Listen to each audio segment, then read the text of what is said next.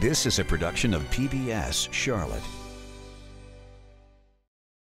Just ahead on Carolina Impact. How come the CIAA stayed when the NBA All-Star Game didn't? I'm Jeff Sonyer.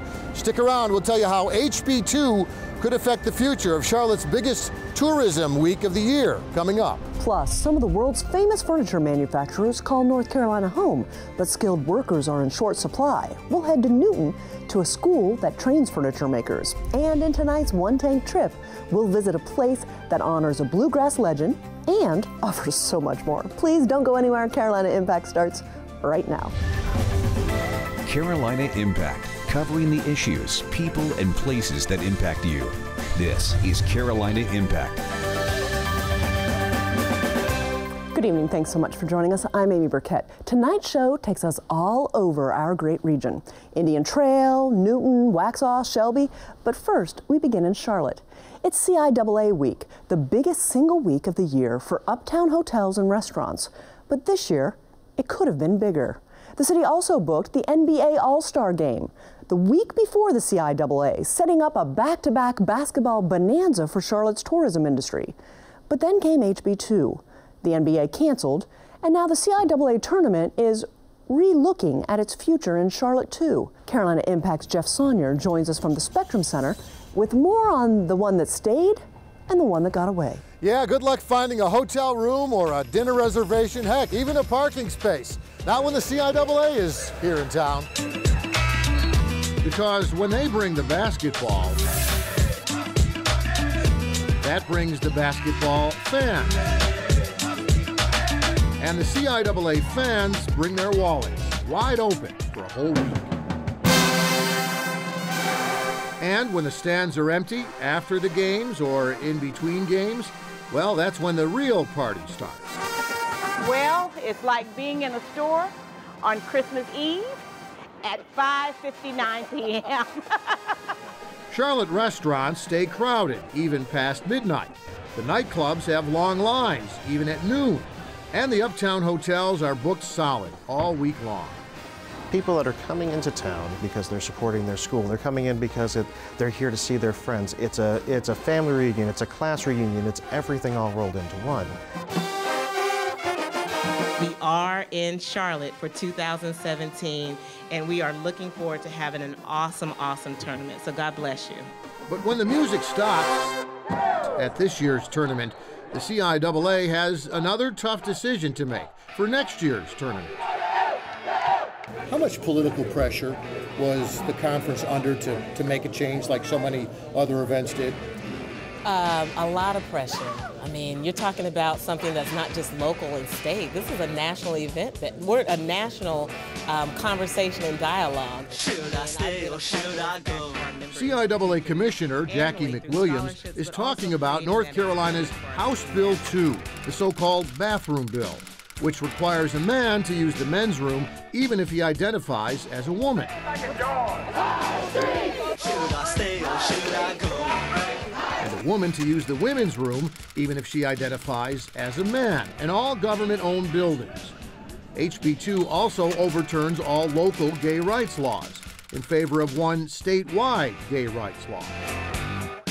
There's no guarantee that HB2 will change. We hope it will. I just want to play my game, and I don't want to be harassed while I'm playing my game.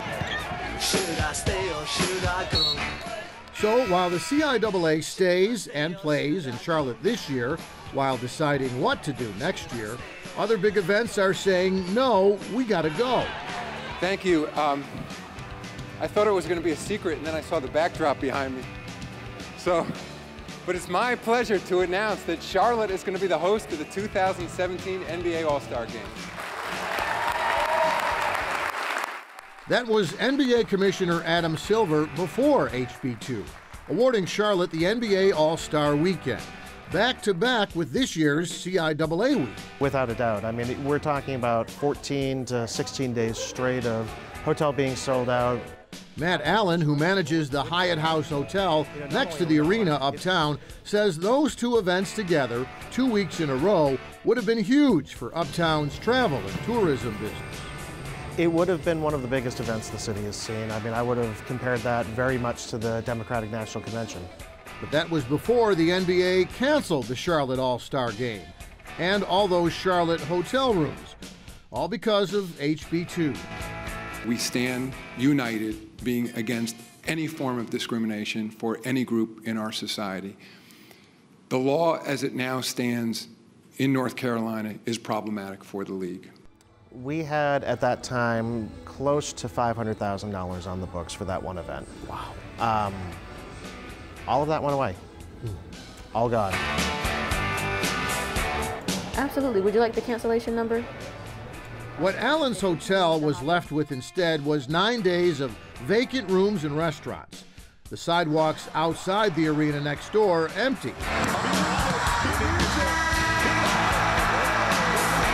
While the NBA All-Stars stayed and played in New Orleans instead.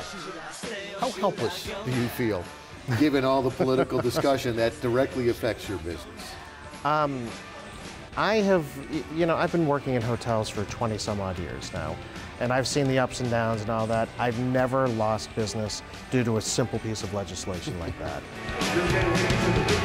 Which brings us back to the future of CIAA Week. We're in Charlotte. This is home. To remove your championships and go to another state or another city, it's not that easy. There's a lot of thought behind it, and I think CIAA has been very intentional to understand the thought behind our decision. But with the pressure, it makes the decision that much harder to stay, I suppose. Absolutely. Should I stay or should I go? And while critics of HB2 correctly blame the bill for keeping business away from Charlotte, those critics also use the HB2 controversy to advance their own causes, putting the squeeze on groups like the NBA and the CIAA, leaving businesses like the hotels and the restaurants stuck in the middle, even though Charlotte is just as welcoming now with HB2 as it was before HB2. Amy? Thanks, Jeff. The 12 schools of the CIAA attract an estimated 150,000 visitors to this week-long Charlotte basketball tournament. In 2016, visitors spent more than $31 million, and the CIAA's total economic impact was more than $57 million. Joining me now is Tom Murray, Chief Executive Officer for the Charlotte Regional Visitors Authority. Tom, thanks so much for your time. We appreciate it. Thank you. It's a pleasure to be here. Big week with the CIAA. Every year, is it getting bigger and bigger?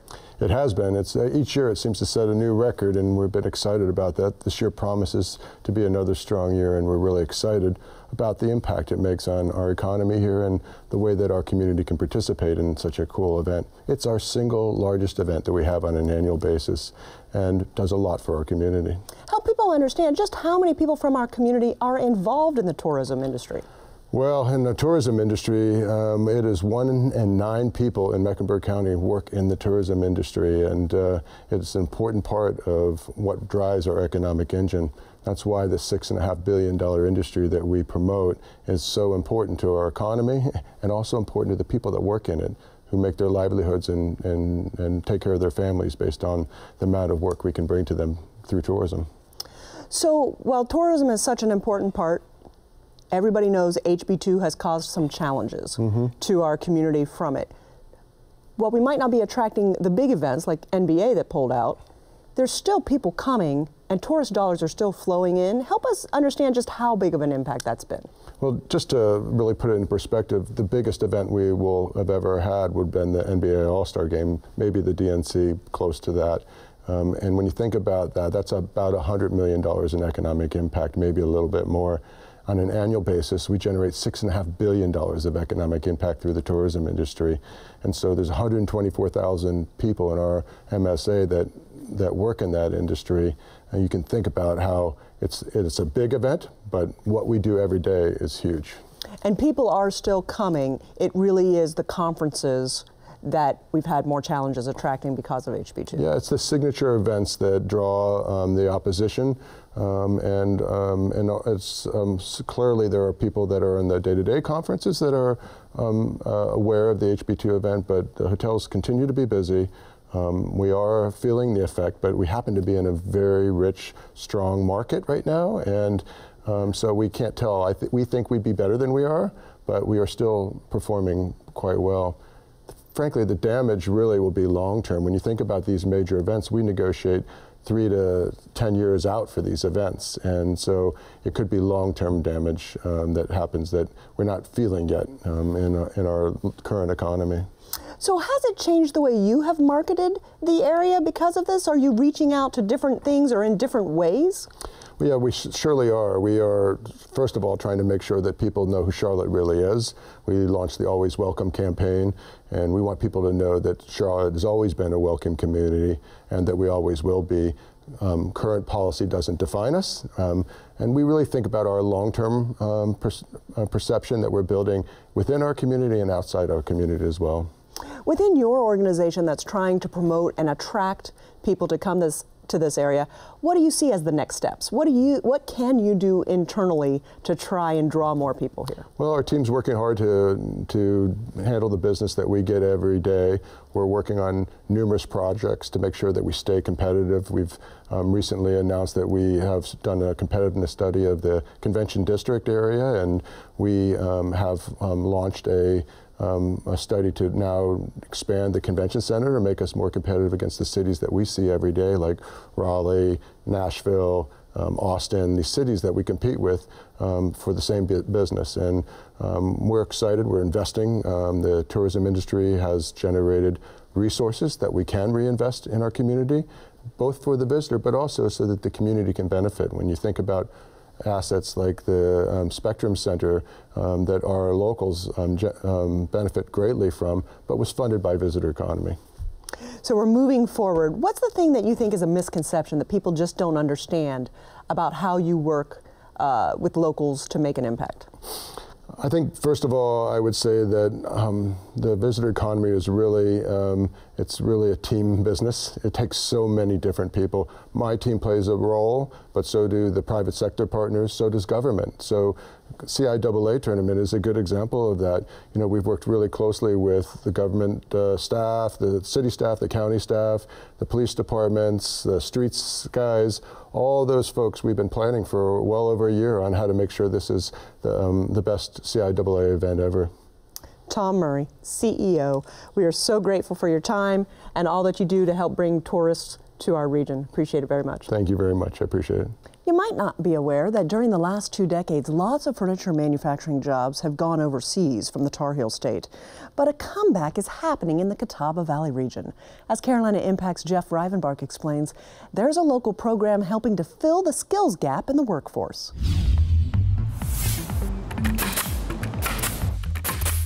Atomic Chair Company specializes in restoring and making handcrafted furniture.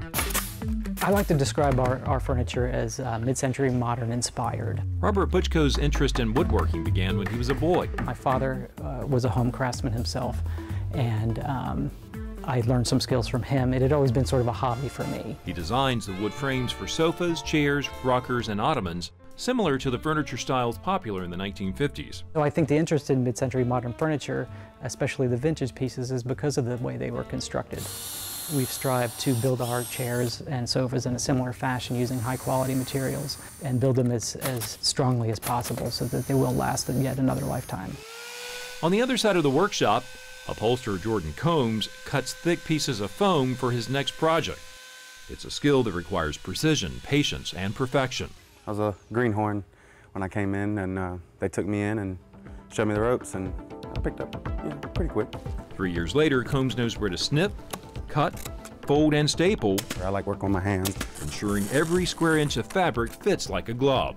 Starting with nothing and being able to see the finished product, and especially when I get to, give it to the customer and see that they really enjoy it and really love what, I did, that's a good feeling. Skilled upholsterers are in short supply, especially in the Hickory region where there's a need for about 3,000 workers.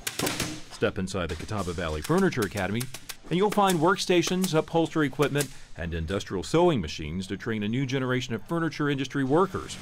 The programs offered here take less than a year to complete.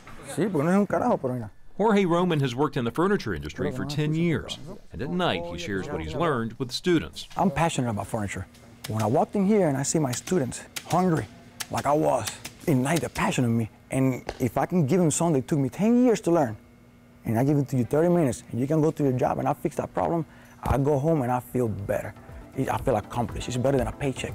The Furniture Academy started as a partnership between Catawba Valley Community College and local furniture manufacturers who needed skilled workers to keep up with production. Student Damian Patronelli moved from New York to enroll in the program. I would like to maybe in the future sometime have my own business where I maybe do reupholstery, do my own stuff. I mean, that would be an ultimate goal. With only 3 months of training behind him, he's excited about learning more. Seeing what I do, like seeing my craft, it's like I did that. It feels good, you know. I feel proud of myself. The low tuition also makes the program attractive to students. I came from New York paying $19,000 a year at a college, and now I'm paying $600 for the program. So it's to me, it's like, that's incredible. Not to mention the earning potential. Most graduates earn between $50,000 and $100,000 annually. Our furniture business is booming. Rebecca Stamey has been in the furniture industry for 36 years, and most of that time at Vanguard Furniture. In the evenings, she teaches sewing skills at the Academy. There's a lot of companies that have folded in this area, but there's also companies that are doing very well and continuing to do well. Before moving here, Euchre Lee lived in Wisconsin, and she worked in the food service industry. When she heard about the Academy, the earning potential, and available jobs, she jumped at the chance to enroll. It's a good thing that I learned how to make sofa and furniture stuff. That would be great if I can be in this field for like the rest of my life. I think that would be great because it's something that I already like. She says 2 words describe how she feels about her new career path. Proud. Happy. Followed by, I love it. You're interested in upholstery and you want to learn how to do it the right way, this is the place to come. We will teach you how to do it the right way. Good enough is not good enough. For an industry hit hard by foreign competition and the 2008 recession, many hope the skills these students learn prepares a new generation of furniture industry workers and fills a much-needed gap in the workforce. For Carolina Impact, I'm Jeff Rivenbark reporting. Thanks so much, Jeff. The Catawba Valley Furniture Academy started in 2014 with 5 furniture partners. Today, the number has grown to over 30 industry partners. To learn more about the program, look for this story on the Carolina Impact page at pbscharlotte.org. Well, when Jim Barker started his barbecue business in Waxhaw 3 years ago, he wanted to do something a little more. He settled on making ice cream using a process of flash freezing sweet cream with liquid nitrogen.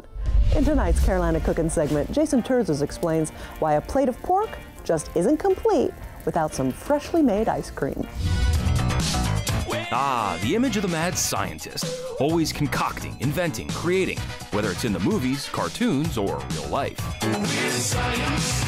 Jim Barker may not look like the mad scientist type. I had never seen anything like this before. Oh, but he is.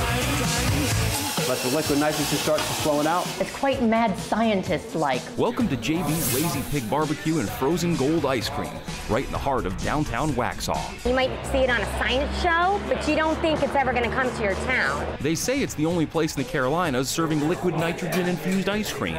And it's not just an ice cream shop. You're coming for an experience. For kids, it's a double dose of fun. A science experiment combined with ice cream?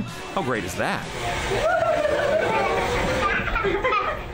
The kids love to come in and watch the clouds of smoke come out of it. To have my kids' eyes light up to see nitrogen actually make this ice cream was just an ah moment for them. Every day, excited kids line up at the counter, some even from outside. But the girls down here, they're all excited. They loved it. They were like, ooh and ah, and this is awesome. This is crazy, you know. So it was like a science experiment that they actually got to eat and try. Strawberry. So this was really good to educate the kids on, you know, a couple different ways of how things are made. Jim first got the idea for making liquid nitrogen ice cream when he saw it done in Florida. He had a big machine that was 8 feet long, and it had 6 mixers and it had lasers. And whenever you threw the lever and the fog came out, you know, lasers went off and LED lights went off, and there's bells and whistles, and it was fascinating for the kids. But the ice cream was good. It was delicious. So he decided to bring the concept to the Carolinas and ordered a liquid nitrogen machine just in time for a downtown arts festival. First customers were walking up the door, and I'd never made an ice cream with it before. I said, this is trial by error. There's no charge for this. Come on up and give it a try. When I first opened up, I heard the buzz all around town. Oh my gosh, you go on Main Street, they're making this crazy ice cream with smoke and hydrogen. So how does it all work? It's actually pretty simple. Each serving starts with a sweet cream liquid base. Then flavors are added. In this case, chocolate powder. Additional flavors are added with a dropper. Turn on the mixer and pull the magic lever. Are you guys ready? The blast of liquid nitrogen instantly freezes the cream to 321 degrees below zero. So the mixer is just making sure that the nitrogen goes completely throughout the cream. Once frozen, toppings are added. We throw in our cookies. And within about 40 seconds or so, the entire process is complete. Cookies and cream. As for taste, it's smooth and creamy, kind of like the regular thing, but made with half the butter fat. How is it? Since it's so cold, it doesn't melt as quickly as regular ice cream, and price-wise, it's about what you'd expect to pay at a regular ice cream shop. $4 for a small, $6 for a medium. You get the great flavor, you get the experience, and it's in a fantastic location. But if ice cream isn't your thing, how about barbecue? Jim does both, a rare combination not seen too often. So here, the ice cream shop was open, and we see this little sign saying, barbecue coming. And oh goodness gracious, we're foodies. We love our barbecue. Shortly after Jim started serving his frozen gold nitro cream in 2014, he opened up the second half of his business, JB's Lazy Pig BBQ. Barbecue is just something that I've always loved. He does it all: pulled pork, brisket, St. Louis style ribs, and all the sides. These are chicken wings. So with chicken wings, we've got our own buffalo sauce. We go ahead and I smoke them in the sauce. Just like he had with his ice cream, it was a winner. My St. Louis ribs have a Memphis style, a little bit of sweet and a little bit of heat to it rubs on it. The pulled pork is a Carolina style. I dry rub it and they slow cook. On this day, both the current and former mayors of Waxhaw stopped in to eat. The brisket tacos are fantastic. The horseradish coleslaw on the top, that's the best part. My wife's philosophy on that is stop, have the barbecue, we'll go for a walk around the block and come back for the ice cream. With wife Denise and daughter Haley each working, JB's is a family-owned and operated business. A big part of the appeal of the town of Waxhaw is this downtown area because you don't see name brands that you recognize down here. That's what Waxhaw's about, having family-owned business, small companies. They get to become a part of the fabric of downtown, and that makes it so welcoming. My role is to do the best that I possibly can, make Waxhaw and help make Waxhaw more of an attraction that brings more and more people so that everybody does well. That's the goal. By offering barbecue and ice cream with a unique twist, JB's is certainly making a name for itself in Waxhaw and the region. For Carolina Impact, I'm Jason Terzis reporting. Okay, Jason makes me hungry every single time he has those Carolina cooking segments. But thanks so much, my friend. JB's Lazy Pig BBQ is open Wednesdays through Sundays. It's located at 116 East South Main Street in Waxhaw. You'll find their complete menu posted with this story on our website. Well, where can you go to learn about bluegrass great Earl Scruggs? See a national act at the Don Gibson Theatre? Or explore quirky artists and businesses? Well, we're taking you there on tonight's One Tank Trip. Producer Russ Hunsinger heads to Uptown Shelby to show us why this Cleveland County town is a destination well worth the drive.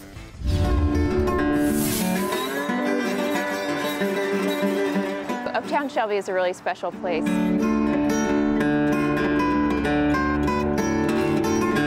We're not a typical small rural town. We're a really cool, vibrant community. There's a lot going on.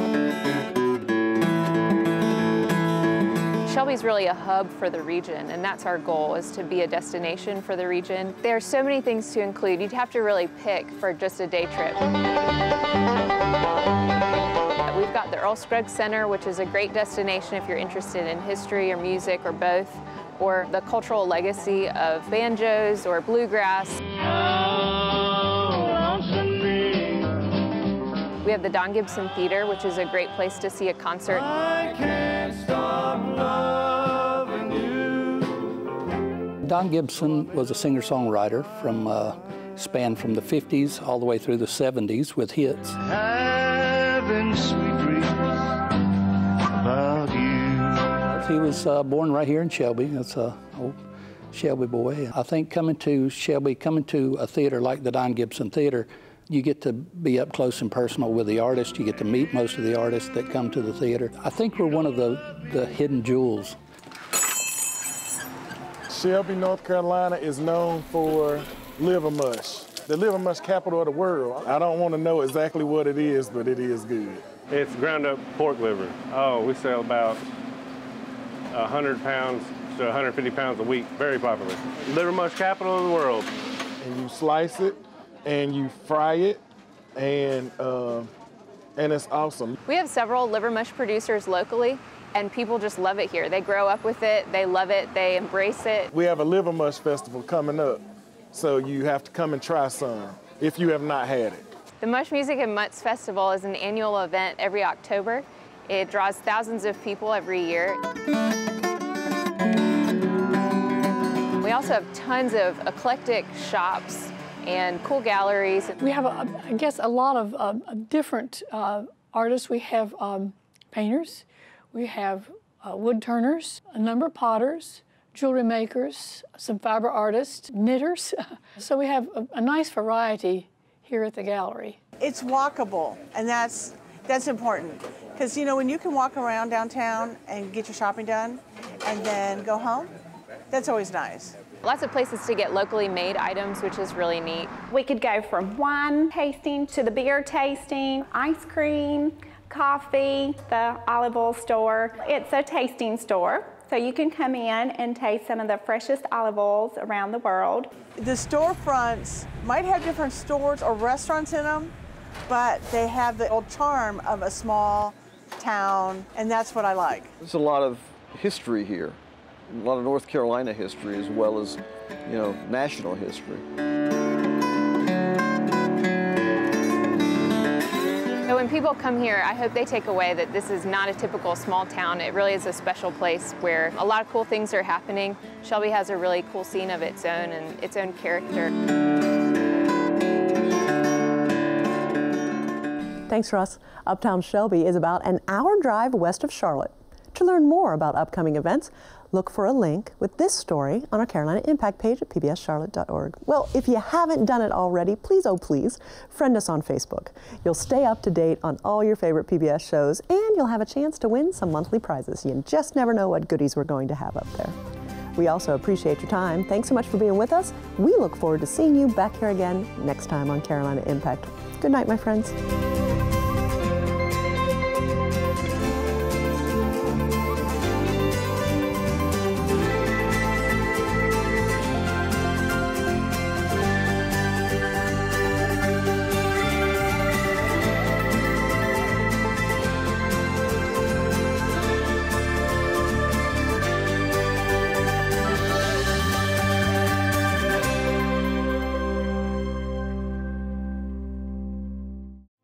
Production of PBS Charlotte.